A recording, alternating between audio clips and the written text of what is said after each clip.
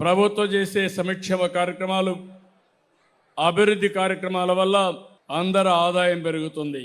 కానీ ఆదాయం పెరుగుతుంది కానీ అంతరాలాలు కూడా పెరుగుతున్నాయి. అంటే డబ్బులు ఉండేవాళ్ళ మధ్య, డబ్బులు లేని వాళ్ళ మధ్య వ్యత్యాసాలు బాగా పెరుగుతున్నాయి.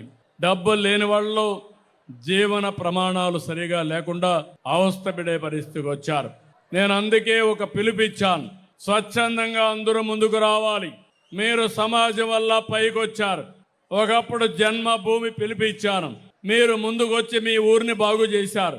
ఇప్పుడు నేను ఇచ్చిన పిలుపు, మీరు పుట్టిన ఊరిలో మీతో పుట్టిన వాళ్ళు ఇంకా పేదవాళ్ళుగానే ఉన్నారు.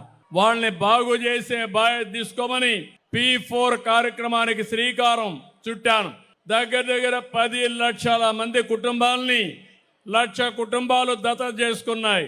బంగారు కుటుంబాలు పేదవాళ్ళగా గుర్తించి మార్గదర్శకులుగా డబ్బునుండే వాళ్ళని ఇచ్చేసాం. అది చాలా బాగా చేస్తా ఉంది.